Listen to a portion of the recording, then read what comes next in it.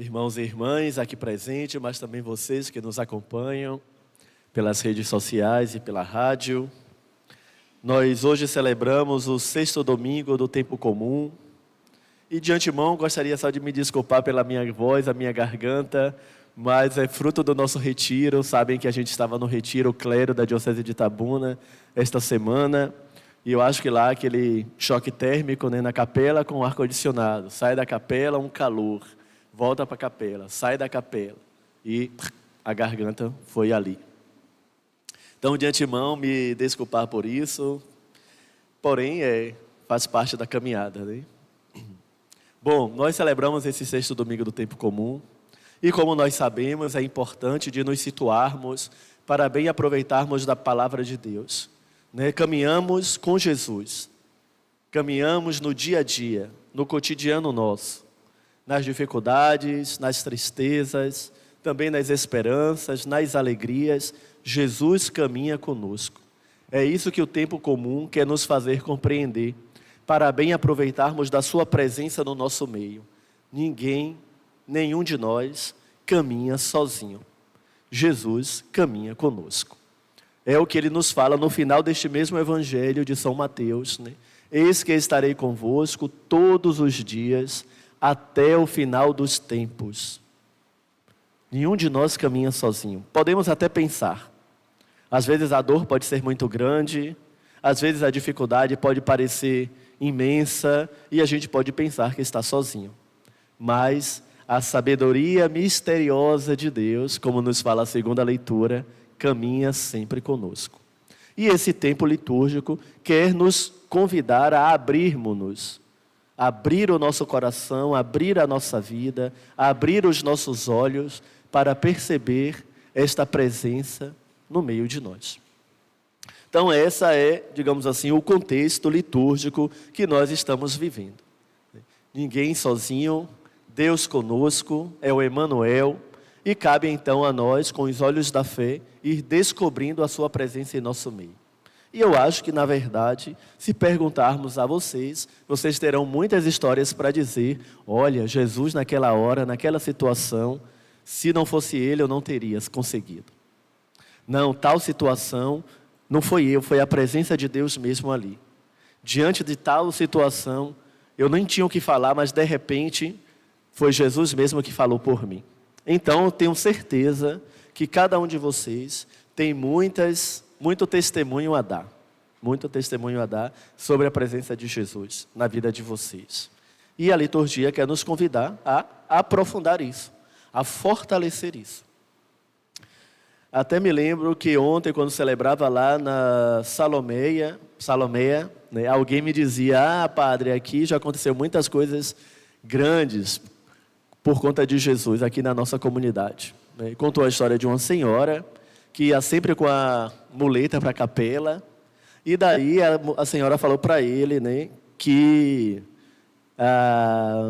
se São João ajudasse ela, porque lá é a capela de São João, intercedesse a Jesus para que Jesus pudesse operar nela, e ela não precisasse mais usar muletas, ela estaria na capela todo sábado, toda missa, E de repente, ele me disse que não foi nem 15 dias, e a senhora estava, e ainda está lá hoje, sem muletas. Não anda mais com muletas.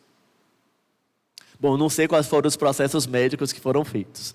Entretanto, a fé dela, e o testemunho dela, é que diz, e ela está lá, caminhando sem muletas, testemunhando isso que Jesus fez na vida dela. E eu acho que também na vida de cada um de nós, talvez não nessas proporções, mas em outras proporções, vocês também teriam muito o que testemunhar, do que Jesus já fez na vida de vocês. Mas a liturgia da palavra hoje, então, quer nos convidar a progredirmos na lei do Senhor, como a gente cantou no Salmo. Progredir. Progredir na lei do Senhor significa dizer que a gente vai crescendo nesta lei, vai se aperfeiçoando. Nenhum de nós é perfeito, mas somos todos convidados a irmos nesta vida nos aperfeiçoando. É isso que a palavra de Deus hoje nos convida a refletir. Estamos num caminho de aperfeiçoamento. Não podemos nos esquecer que o evangelho de hoje, o evangelho de São Mateus, ele foi escrito e direcionado para a comunidade dos cristãos vindos do judaísmo. Os judeus que se converteram a Jesus. E Mateus escreve para eles, para ajudá-los a compreender quem é Jesus. Para ajudá-los a compreender que a promessa que Deus fizera outrora ao seu povo foi realizada na pessoa de Jesus. E por isso o evangelho de hoje fala da lei. A gente sabe que os fariseus, doutores da lei, o povo judeu era fiel à lei. Tudo fazia em nome da lei. E Mateus então vai falar para eles. Por isso ele vai usar toda essa linguagem que nós escutamos hoje. Nós sabemos que o povo de Israel foi, digamos assim, crescendo em torno da revelação, em torno das tábuas dos 10 mandamentos.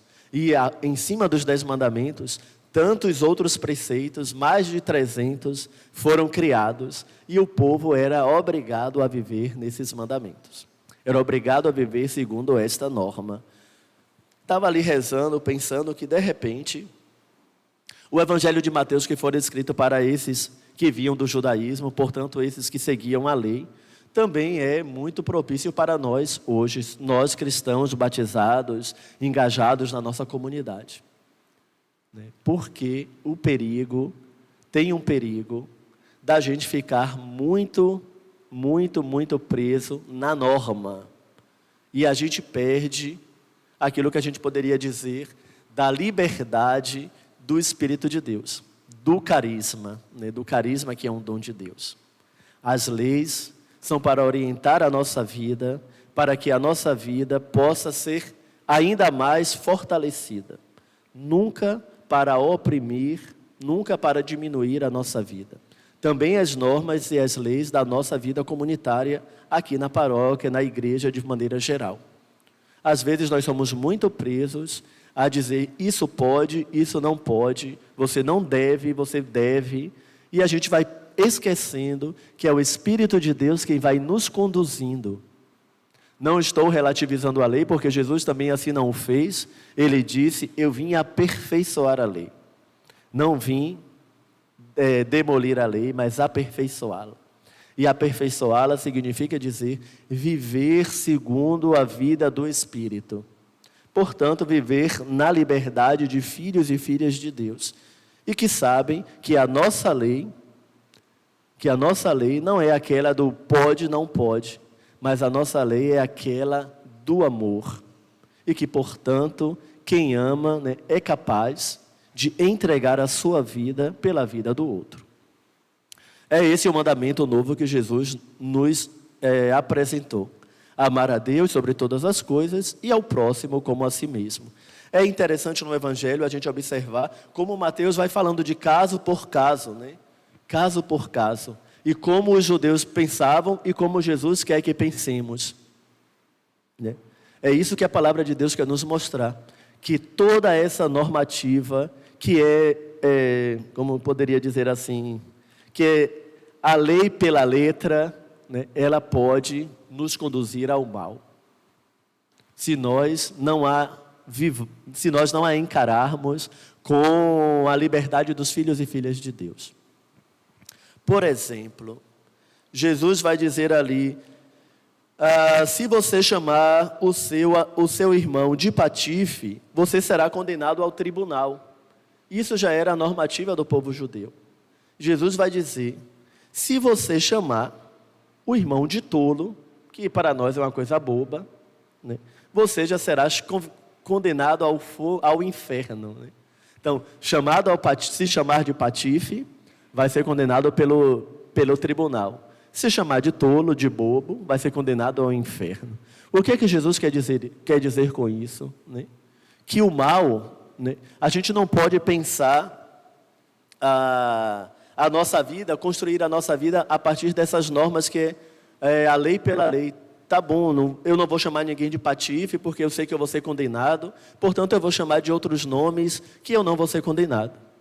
Mas a gente cai então no engano, porque o que a lei quer é que nós nos amemos uns aos outros. E aqui quando Jesus fala, usando esses exemplos, é para nos fazer compreender que as nossas relações precisam ser relações fraternas, respeitosas. Que não basta apenas não fazer isso porque a norma diz que não devemos fazer isso. Mas que a gente não faça nem mesmo aquilo que é mais suave, porque fazendo também aquilo a gente pode ser condenado a coisa ainda muito pior. É aquilo que o Evangelho também de Mateus vai dizer: se o seu irmão te pede a túnica, dê também o manto. Se o seu irmão te manda caminhar 1 milha, caminhe 2. Significa dizer se antecipar em propor o bem para o outro. Isso é viver na liberdade dos filhos de Deus. É deixar de ser mesquinho, né? De cumprir aquilo que nos é pedido. É de dar um passo sempre mais adiante. Eu tenho certeza, né, que vocês, que a nossa comunidade tem um grande testemunho sobre isso, né? Sobre essa coisa da generosidade, sobre essa coisa de ir além, né? De não ficar preso na norma. Porque se vocês ficassem presos na norma, a partir de toda a história que vocês já têm aqui nessa comunidade, eu acho que vocês também nem estariam aqui hoje. Então, se aqui estão, é porque são capazes de ir um pouco além, de não ficar preso no 1 mais 1 ser 2. Então, meus irmãos e irmãs, a palavra de Deus hoje nos convida sobre isso, a pensar sobre isso, né? A progredir na lei do Senhor. Progredir na lei do Senhor significa dizer que a gente faz o bem, não porque é bom fazer o bem, não porque nos pedem para fazer o bem. A gente faz o bem porque é bom fazer o bem.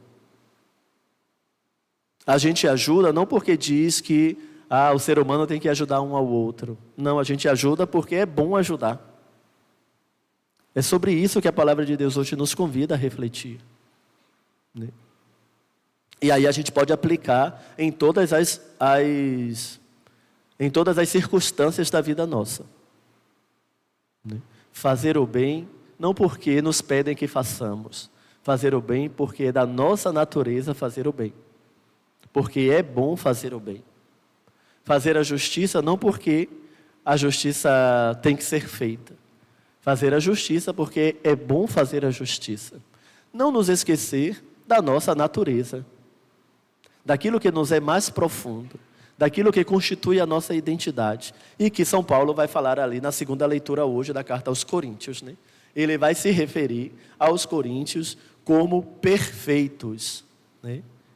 Entre os perfeitos, irmãos, entre os perfeitos, nós falamos de sabedoria.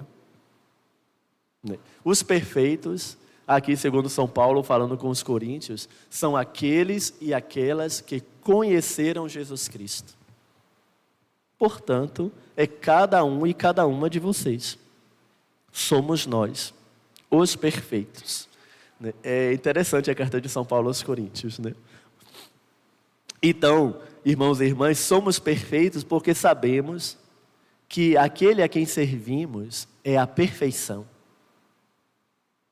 Tem um Charles de Foucault, que eu gosto muito, o santo, né, da igreja, que ele fala, acho que já falei com vocês aqui também, uma outra reflexão, que nós precisaríamos ser tão bons, mas tão bons, que aqueles que nos encontrassem pudessem pensar, se ele é tão bom assim, aquele a quem ele serve deve ser ainda melhor. Então, sermos tão bons dentro deste mundo, que as pessoas, ao nos encontrarmos, possam pensar, se eles são tão bons assim, talvez o Deus a quem eles sirvam é ainda melhor. E sintam o desejo de vir fazer esse encontro com o Senhor. Foi assim também, que eu sempre falo da primeira comunidade dos cristãos, né? Os cristãos da primeira hora. Também foi assim que eles contribuíram para mudar, ou para, digamos assim, que eles contribuíram, que eles foram capazes de penetrar, né, em toda a estrutura do Império Romano, né? Os cristãos eram aqueles que recolhiam os cadáveres para dar um enterro digno. Os cristãos eram aqueles que partilhavam o que tinham. Os cristãos eram aqueles que acolhiam os escravos que fugiam, os abandonados, curavam dos doentes, os que eram perseguidos, que tinham que celebrar nas catacumbas. Faziam o bem porque era bom fazer o bem. E muitos, ao olhar para eles, ficaram tocados e quiseram se juntar a eles. Eu escutava também, hoje não, essa semana, né, a história da Santa Helena. Não sei se vocês já escutaram a história da Santa Helena, que me falaram que era a mãe do imperador Constantino, né? E ela, na verdade, se converteu primeiro que ele. E ela começou a soltar os cristãos que eram aprisionados para serem jogados para as bestas, né? A gente sabe lá do Coliseu, que a gente assiste hoje em dia, né, as séries aí dos gladiadores e tal, e a gente acha interessante, mas era, na verdade, a humilhação e o sofrimento do povo para o bem do grupinho, do pequeno grupo do poder. E essa senhora, então, começou a assaltar os cristãos, porque um dia ela descobriu que tinha uma escrava que era cristã e quis ir lá onde os cristãos se reuniam. E foi uma vez, foi 2 vezes, foi 3 vezes, e viu como eles viviam. E aquilo mudou a vida dela. E aquilo contribuiu para mudar a vida do seu filho. E aí depois a gente sabe, né, tirando todas as questões políticas que a história vai nos revelar, né, a gente sabe que então o imperador se fez cristão e todo o Império Romano virou cristão. A gente sabe que na época, né, também aqui no Brasil, né, quando o rei se converte, todo o povo deve se converter também. Ainda que não queiram, mas porque o rei converteu, todo mundo tem que converter. Então, mas o que eu quero dizer não é isso aí são outros detalhes, a gente pode falar sobre isso em um outro momento. O que eu quero falar é do testemunho da primeira comunidade cristã, que nós somos também chamados hoje a dar esse mesmo testemunho. Quantas pessoas quiseram vir participar da nossa comunidade pelo bem que nós fizemos? Talvez seja essa a pergunta que a gente precisa se colocar. A minha maneira de ser cristão animou quantas pessoas a também serem cristãs? A minha bondade para com o outro animou quantas pessoas também a eles a serem bons? Progredir na lei do Senhor é o que o salmista cantou hoje e que nós somos chamados, né, a viver. Peçamos a Ele, então, nesta Eucaristia, que nos ajude, enquanto pessoas, mas também enquanto comunidade, né, a progredir nessa lei. A amar, porque é bom amar. A perdoar, porque é bom perdoar. A acolher, porque é bom acolher. Gratuitamente. Não é porque nos exigem que sejamos assim, mas assim viver, porque é da nossa natureza, é da nossa vocação assim viver. Que o Espírito Santo então nos acompanhe nesta nossa caminhada. Assim seja. Amém.